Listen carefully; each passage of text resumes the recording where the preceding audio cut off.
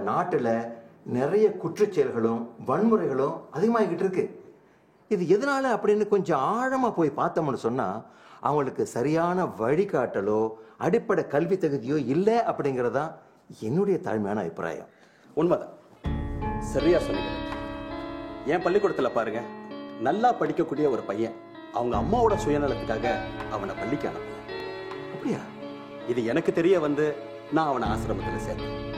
இன்றைக்கு என் பள்ளிக்கூடத்தில் நல்லா படிக்கிற மாணவர்கள்ல அவனை ஒருத்தனா இருக்கேன்.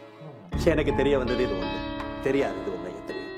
அதனால தான் ஆசிரமம் சார்ந்த தமிழ் பள்ளிக்கூடத்துக்கான திட்டத்தை நான் ஆரம்பிச்சேன். ஆமாம் சார், இவர் இந்த திட்டத்தை பற்றி என்கிட்ட சொல்லப்ப நல்ல திட்டமாக இருக்க, எதுக்கு நாள் கடத்தணும்னு எவ்வளோ பிஸியாக இருந்தாலும் நானே என்னை முழுமையாக அதில் ஈடுபடுத்திக்கிட்டேன். அது மட்டும் இல்லை, எனக்கு தமிழ் படிக்க தெரியாது, ஏன்னா தமிழ் பள்ளிக்கூடத்துக்கு போகலை. இருந்தாலும் தமிழ் மொழி மேலே இருக்கிற பற்றுனால என்னால் முடிஞ்ச உதவிகளை இந்த சமுதாயத்துக்கு நான் செஞ்சுட்டு வரேன். அப்ப தமிழ் படிக்கல அப்படிங்கிறது ஒரு பிரச்சனை இல்லை, அதுக்கு காரணங்கள் இருந்திருக்கலாம். ஆனா இப்ப நீங்க வீட்டுல தமிழ் தானே பேசுறீங்க, இப்ப கூட நீங்க தமிழ் படிச்சுக்கலாமே. உண்மைதான் சார். இந்த உண்மையை எனக்கு தெரியாம போச்சே. வேணா சொல்லுங்க, நானே உங்களுக்கு தமிழ் கத்து தரேன். என்ன பண்ண சொல்றது? சரியா எல்லா இளைஞர்களா சேர்ந்து ட்ரஸ்ட் ஆரம்பிச்சிருக்கீங்க, இது நல்லா போகுங்கிற நம்பிக்கை எனக்கு இருக்கு. சரி, மற்ற விஷயங்களை பேசலாமா? இதுதான் சார் அந்த ப்ரொபோசல்.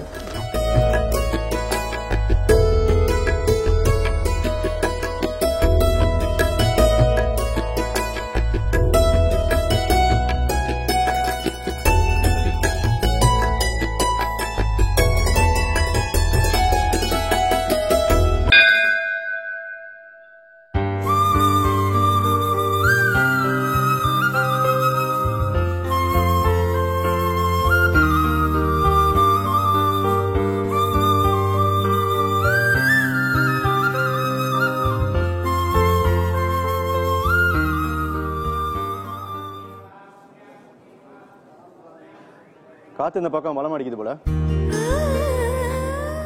உட்காரலாமா? Yes, of course.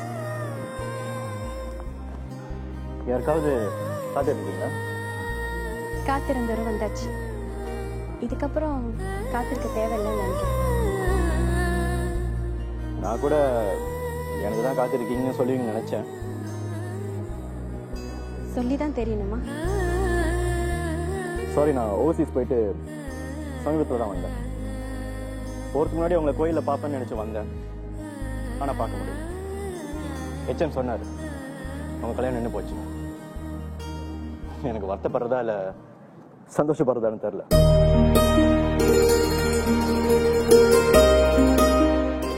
எனக்கு எந்த விளக்கமும் தேவையில்லை, உங்களோட பதில் தான் தேவை. Say yes or no. நான் நேரம் விஷயத்துக்கே வரேன். எனக்கு உங்களுக்கு பிடிச்சிருக்கு.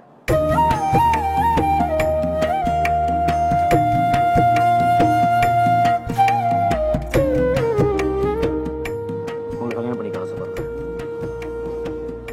என் வீட்டில் பெரியவங்க யாருமே இல்லை. ஹெச்எம் சார் தான் என்னை வழி நடத்துவாங்க. ஒரு நல்ல நாள் பார்த்து ஹெச்எம் சார் கூட மறுபடி உங்கள் வீட்டுக்கு வந்து போட்டு கேட்குறேன். இங்கே பதில் எஸ்ன்னு வந்துருச்சு, உங்கள் பதில் என்ன வரலையே? அதுவும் சொல்லிதான் தெரியணுமா? கண்டிப்பா பதில் எஸ்ஸா தான் இருக்கும்னு தெரியாதா?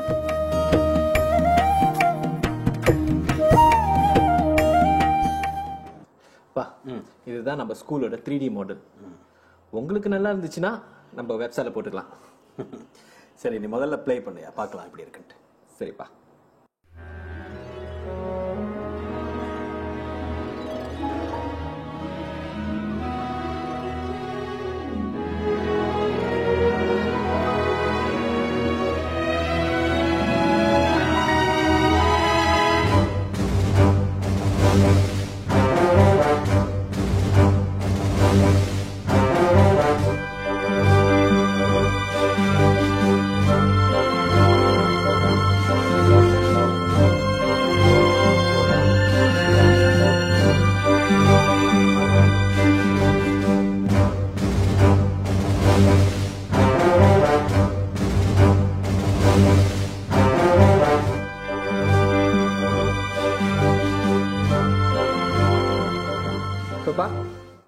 இதுதான் நம்மளோட ஸ்கூலோட 3D மாடல். எப்படி உங்களுக்கு பிடிச்சிருக்கா? எனக்கு ரொம்ப பிடிச்சிருக்கியா. Very nice. உனக்கு பிடிச்சிருக்கா? Gautham, you done a very good job. Thank you ma'am. Okay Gautham, நம்ம இந்த மாடலே கன்ஃபார்ம் பண்ணிடலாம். நீ உடனே ஆக வேண்டிய காரியத்தை எல்லாத்தையும் பாரு. சரியா? சரிப்பா, நான் இதே வெப்சைட்ல அப்லோட் பண்ணிடுறேன். சரி பட்டன்னு செஞ்சிடணும். சரி, பேசிட்டே இருக்காதீங்க, வாங்க போய் நோ, சாப்பிடலாம். இன்னைக்கு நான் வீட்டில் சாப்பிட்றதா இல்லை. என்னது? என்ன பேசுற நீ? கௌதம் எவ்வளவு பெரிய காரியம் பண்ணியிருக்கான். இன்னைக்கு அவனுக்கு வெளியே தான் சாப்பாடு. Treat honest. ஆமா, லெட்ஸ் கோ. வாங்க.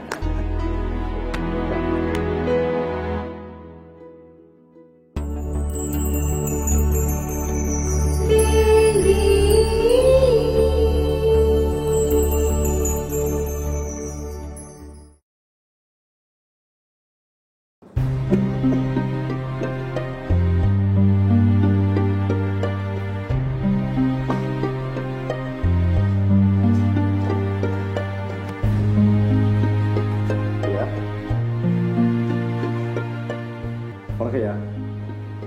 நாங்கள் சத்துமனிஷா தமிழ் ஸ்கூல் ட்ரஸ்ட்லேருந்து வந்திருக்கோம். என் பேர் கைலாஷ், இவர் கௌதம். உட்காரு.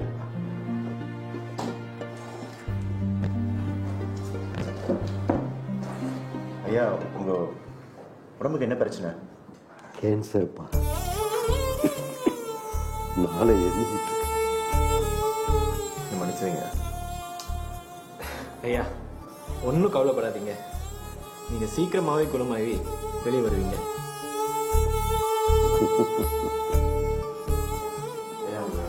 உங்கள் மனைவி குழந்தைங்கள்லாம் ஒருத்தர் இல்லைப்பா. ஒரு கார் ஆக்சிடென்ட்ல மொத்தமா குடும்பத்தையே இழந்துட்டு, அதுக்கப்புறம் இந்த உறவுகளே இல்லாம போச்சு. ஏதோ மெடிக்கல் கார்டு தயவுல ஹாஸ்பிட்டல்ல ஜம்முன்னு படுத்திருக்கு. கேட்க மனசுக்கு ரொம்ப கஷ்டமா இருக்கு. என்ன செய்யுதுப்பா, எல்லாம் வெளிப்படைதான் இருக்கும்.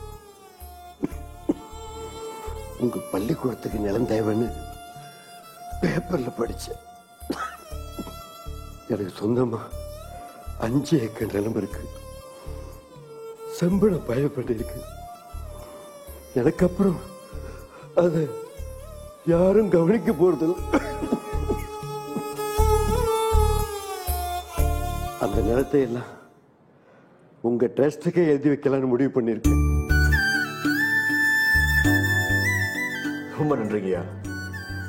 இதனால் நிச்சயமா நிறைய மாணவர்கள் பயனடைவாங்க. இந்த சின்ன வயசுல எவ்வளவு பெரிய காரியம்லாம் செஞ்சுட்டு இருக்கீங்க. உங்க 2 பேரையும் நினைச்சாலே எனக்கு எவ்வளவு பெருமையா இருக்கு தெரியுமா?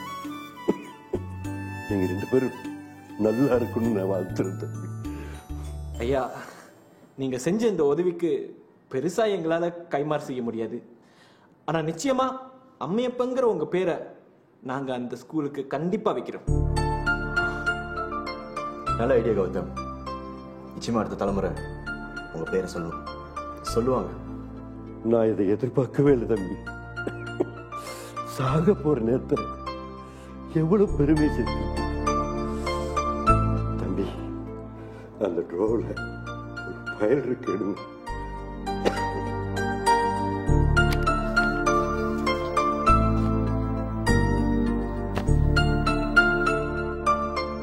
நான் முன்னாடியே லாயர்கிட்ட பேசி உயிர் தயார் பண்ணிட்டேன்.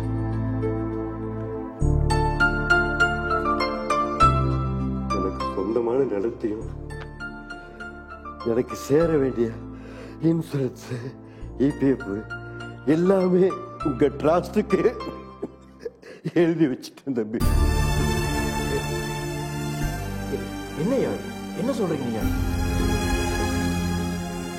தம்பி, எனக்காக ஒரு உதவி செய்வீங்களா? சொல்லுங்கய்யா, கண்டிப்பா செய்யறேன். நான் இறந்த பிறகு என் மகன் சாணத்துல இருந்து எனக்கு அடக்கம் செய்வீங்களா? என்னையா அது? ஏன் இப்படிலாம் பேசுறீங்க? கண்டிப்பா செய்வேன்.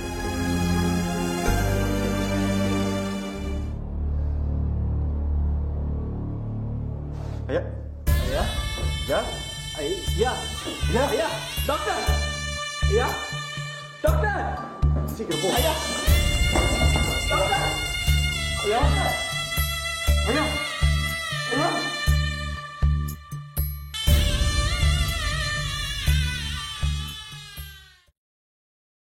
வணக்கம். வணக்கம். என் பேர் ஏகாம்பரம்.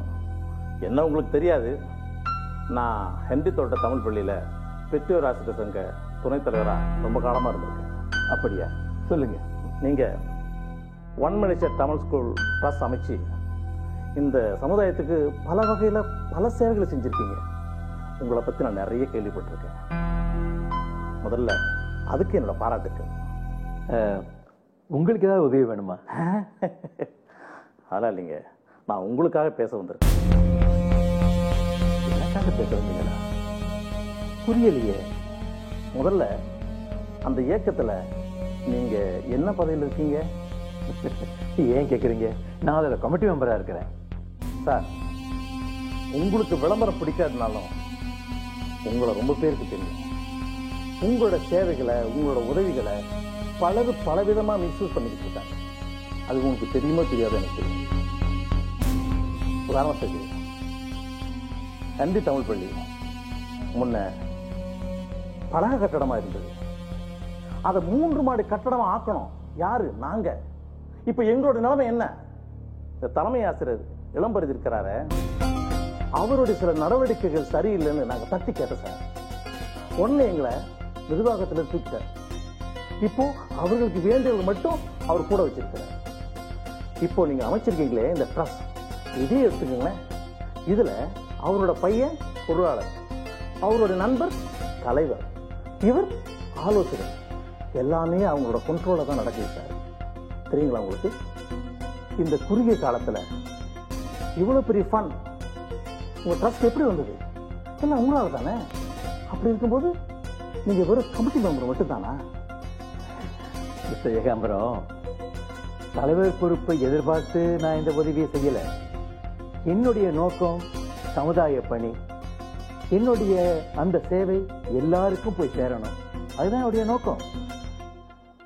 அதோட ஒரு பதவியை எண்ணி சேவை செய்யக்கூடியவங்களுடைய சேவை நிறைவா இருக்காது. அது யாருக்கும் பயன்படாது. யாராவது தலைவராக இருந்துட்டு போகட்டுமே, எனக்கு அதுல எந்த ஆட்சேபனையும் கிடையாது. நீங்க சொல்றதெல்லாம் சரிதான். ஆனா நீங்க கொடுக்கிற உதவி பணத்தை சிலர் தப்பான வழியில பயன்படுத்துறாங்க. அது உங்களுக்கு தெரியுமோ தெரியாதோ எனக்கு தெரியாது. நல்லது செய்யுங்க, அதை நீங்களே முன்னிலை செய்யுங்க. அப்பதானே நீங்க செய்யற உதவிகள் மக்களுக்கு முழுமையா போய் சேரும். இப்ப நீங்க போய் நானே இந்த இயக்கத்தை முன்னிலை நடத்துறேன், எனக்கு தலைவர் பதவி வேணும்னு கேட்டு பாருங்க. கொடுத்துருவாங்களா? கண்டிப்பா இதுக்கு பல ஃபார்மாலிட்டிஸ் இருக்கு, அப்படி இப்படின்னு சொல்லி கட்டி கழிச்சிருவாங்க. இதுவே அவங்க மேல ஒரு அறிக்கை விட்டு பாருங்க பத்திரிகையில, அடுத்தது நீங்க தான் தலைவர். இவ்வளவு பெரிய நிறுவனத்தை வச்சு வழி நடத்துறீங்க. எதை எதை எப்படி எப்படி செய்யணும்னு உங்களுக்கு நல்லா தெரியும். ஏதோ பாதிக்கப்பட்டவன்றதுனால நாங்க நேரில் வந்தோம். இதை கூட தலைவர் தான் வந்து சொல்லணும்னு இருந்தாரு. அவருக்கு உடம்பு முடியல சார், அதான் நான் வந்தேன். யோசிச்சு பாருங்க. அப்படியா? இது எனக்கு தெரியாதே. சரி, எனக்கு கொஞ்சம் அவகாசம் கொடுங்க, இதை பத்தி நான் யோசிக்கிறேன். ரைட், இதைத்தான் நான் உங்ககிட்ட எதிர்பார்த்தேன். நல்ல யோசிங்க. வணக்கம். நம்ம போயிட்டு வாங்க. வணக்கம்.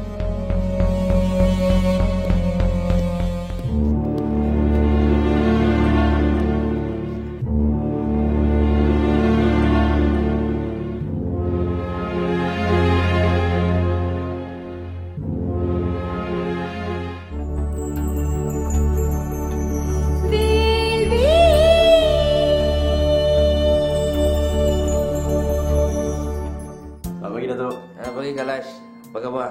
Baik Dato'. Kamu ada bagi tahu saya tentang organisasi kamu untuk bina sekolah berasma penuh? Ya, betul Dato'. Setahu saya sekolah yang berasrama penuh semuanya sekolah kerajaan, bukan? Kebanyakannya Dato'. Kalau macam tu, macam mana kita nak bina sekolah berasrama penuh? Sebenarnya macam ni Datuk, kami mempunyai tanah yang luas. Kami bercadang nak membina sebuah sekolah dan juga sebuah asrama yang berasingan, di mana satu blok untuk pelajar lelaki dan juga satu lagi blok untuk pelajar perempuan di kawasan sekolah tu juga. Berapa luas tapak pembinaannya? Luas Datuk, lebih kurang 5 ekar. Wah, besar tu. Hai, organisasi kamu ni memang kaya. Bukanlah Datuk. Sebenarnya tanah itu telah didermakan kepada kami. Siapa dia? Orang tu kaya macam Datuk ke? Bukan Datuk. Orang biasa je. Sebenarnya dia mengidap penyakit kanser. Jadi sebelum dia meninggal dunia, dia telah menyerahkan wasiatnya kepada saya.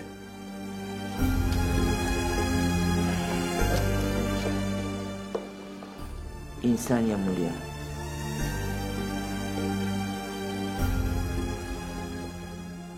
Baiklah Kalash, saya setuju dengan projek ni. Tapi tak mengira keuntungan. Terima kasih Datuk. Kami memang sangat menghargai bantuan Datuk ni. Terima kasih banyak-banyak. Sama-sama. Saya pergi dulu. Terima kasih. Boleh.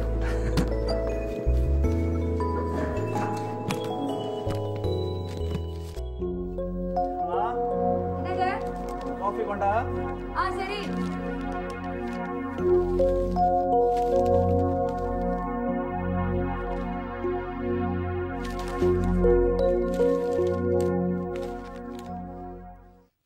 ஒரே Malaysia Tamil பள்ளிக்கூட அறக்கட்டளை ஒரு போலியான அமைப்பாகும். இந்த அமைப்பால் பாதிக்கப்பட்ட வெற்றி என்கிறனா இந்த அறக்கட்டளையிலிருந்து என்னை விடுவித்துக் கொள்கிறேன். இயக்கத்தின் ஆலோசகர் இளம் பரதி அவர்கள் யாரும் நம்ப வேண்டாம் என்று கேட்டுக்கொள்கிறேன்.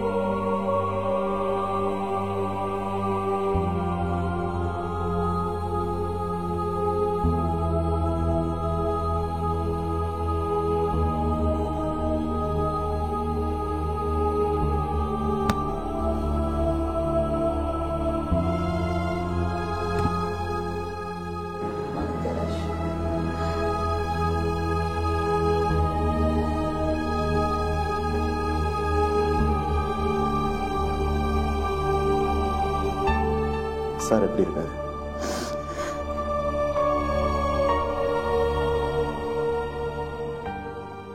கவலைப்படாதீங்க, நல்லவங்களுக்கு நல்லதுதான் நடக்கும்.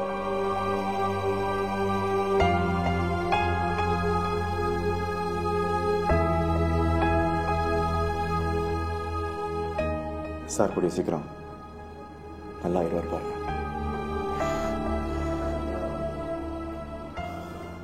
நான் கொஞ்ச நேரம் கௌதம் கிட்ட பேசிட்டு வரேன். பாருங்க.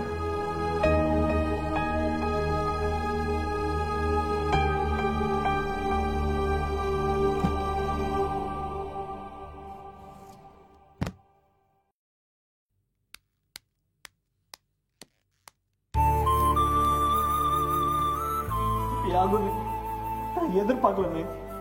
நம்ம நல்லது தானே நடிச்சோம். என்ன பண்றது, நல்லது செய்யணும்னு நினைச்சாலே தப்பு தானே. இதை கேள்விப்பட்டோன்னே நமக்கு உதவி செய்யறேன்னு சொன்ன தத்துவம் அவருக்கு ஏதாவது பிரச்சனை ஆயிடும்னு ஒதுங்கிட்டாரு. ஏன்னா இப்படிலாம்? வேற எதுக்கு? பதவி புகழ் இதுக்குதான்.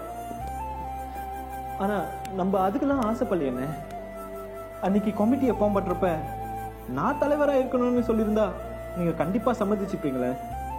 கண்டிப்பா சம்மதிச்சிருப்பாங்க கௌதம். ஆனா எல்லாருமே தலைவராக முடியாதுல்ல. இது ஒரு துரோகம்ண்ணே. நமக்கு மட்டும் செஞ்ச துரோகம் இல்லைண்ணே, நம்ம சமுதாயத்துக்கே செஞ்ச ஒரு துரோகம். எத்தனை பேர் நல்லது நடக்கும்னு நம்பியிருந்தாங்க. ஆனா ஒவ்வொரு வாட்டியும் நம்பி நம்பி ஏமாந்து தானே போறாங்க. யாரை நம்புறதுன்னு தெரியாம தயங்குறாங்க. அந்த பெரியவர் சாகரப்ப கூட மற்றவங்களுக்கு நல்லது தான் செய்யணும்னு நினைச்சாரு. நாம அவருக்கு எதுவும் செய்யணும்னு நினைக்கலையே. அவர் நம்பிக்கையெல்லாம் பொய்யா போச்சுண்ணே. கௌதம், இது ஒரு வேள்வி. பல நாள் தவம். போராடினா தான் கிடைக்கும். நிச்சயமா ஒரு நாள் பலன் கிடைக்கும். அது வரைக்கும் பொறுத்திருந்து தான் ஆகணும். காத்திருப்போம்.